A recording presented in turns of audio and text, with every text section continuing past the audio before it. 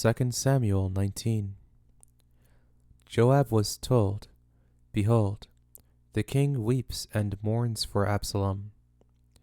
The victory that day was turned into mourning among all the people, for the people heard it said that day, The king grieves for his son. The people sneaked into the city that day, as people who are ashamed steal away when they flee in battle. The king covered his face, and the king cried with a loud voice, My son Absalom, Absalom, my son, my son. Joab came into the house to the king, and said, Today you have shamed the faces of all your servants, who today have saved your life, and the lives of your sons and of your daughters, and the lives of your wives, and the lives of your concubines, in that you love those who hate you, and hate those who love you. For you have declared today that princes and servants are nothing to you. For today I perceive that if Absalom had lived, and we had all died today, then it would have pleased you well. Now therefore arise, go out and speak to comfort your servants, for I swear by Yahweh, if you don't go out, not a man will stay with you this night. That would be worse to you than all the evil that has happened to you from your youth until now. Then the king arose and sat in the gate. The people were all told, Behold, the king is sitting in the gate. All the people came before the king. Now Israel had fled every man to his tent. All the people were at strife throughout all the tribes of Israel, saying, The king delivered us out of the hand of our enemies, and he saved us out of the hand of the Philistines. And now he has fled out of the land from Absalom. Absalom, whom we anointed over us, is dead in battle. Now therefore, why don't you speak a word of bringing the king back? King David sent to Zadok and to Abiathar the priests, saying, Speak to the elders of Judah, saying, Why are you the last to bring the king back to his house, since the speech of all Israel has come to the king, to return him to his house? You are my brothers, you are my bone and my flesh. Why then are you the last to bring back the king? Say to Amasa, Aren't you my bone and my flesh? God do so to me, and more also, if you aren't captain of the army before me continually, instead of Joab. He bowed the heart of all the men of Judah, even as one man, so that they sent to the king, saying, Return, you and all your servants. So the king returned, and came to the Jordan. Judah came to Gilgal, to go to meet the king, to bring the king over the Jordan. Shimei the son of Gera, the Benjamite, who was of Bahurim, hurried and came down with the men of Judah to meet King David. There were 1,000 men of Benjamin with him, and Ziba the servant of Saul's house, and his 15 sons, and his 20 servants with him, and they went through the Jordan in the presence of the king. A ferry boat went to bring over the king's household, and to do what he thought good. Shimei the son of Gera fell down before the king when he had come over the Jordan. He said to the king, Don't let my lord impute iniquity to me, or remember that which your servant did perversely the day that my lord the king went out of Jerusalem, that the king should take it to his heart. For your servant knows that I have sinned.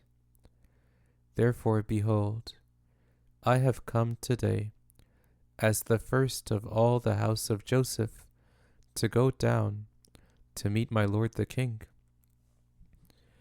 But Abishai the son of Zeruiah answered, Shouldn't Shimei be put to death for this, because he cursed Yahweh's anointed? David said, What have I to do with you, you sons of Zeruiah, that you should be adversaries to me today? Shall any man be put to death today in Israel?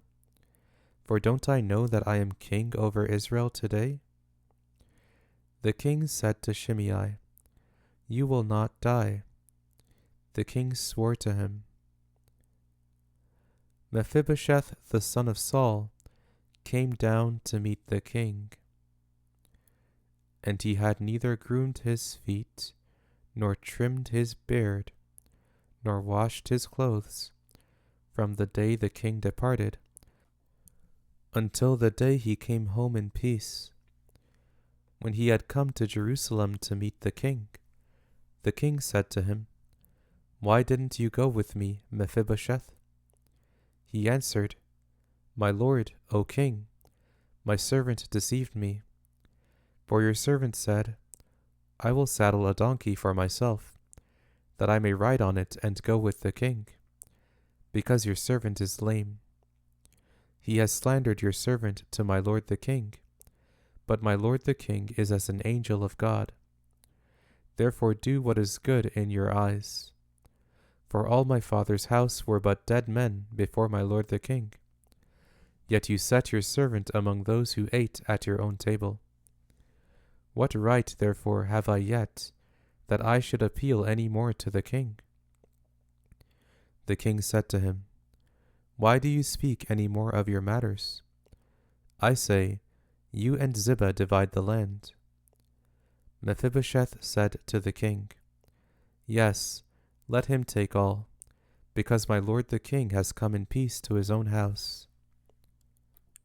Barzillai the Gileadite came down from Rogelim, and he went over the Jordan with the king to conduct him over the Jordan. Now Barzillai was a very aged man, even 80 years old. He had provided the king with sustenance while he stayed at Mahanaim, for he was a very great man. The king said to Barzillai, Come over with me, and I will sustain you with me in Jerusalem. Barzillai said to the king, How many are the days of the years of my life, that I should go up with the king to Jerusalem? I am 80 years old today. Can I discern between good and bad? Can your servant taste what I eat or what I drink? Can I hear the voice of singing men and singing women any more? Why then should your servant be a burden to my lord the king? Your servant will just go over the Jordan with the king. Why should the king repay me with such a reward? Please let your servant turn back again, that I may die in my own city, by the grave of my father and my mother.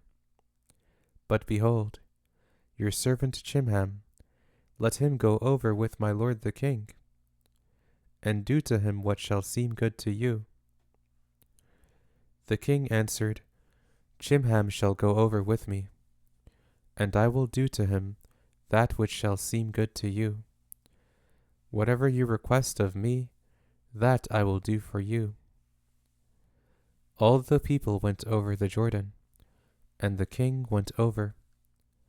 Then the king kissed Barzillai and blessed him, and he returned to his own place.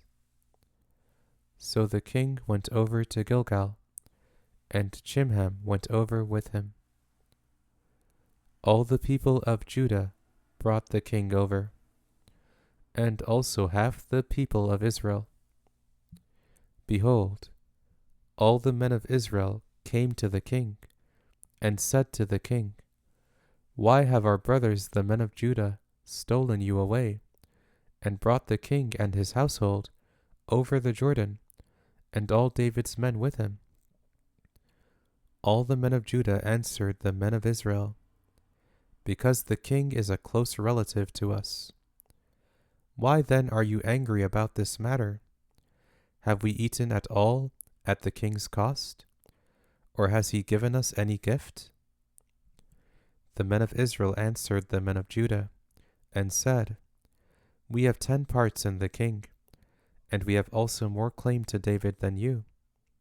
Why then did you despise us, that our advice should not be first had in bringing back our king? The words of the men of Judah were fiercer than the words of the men of Israel.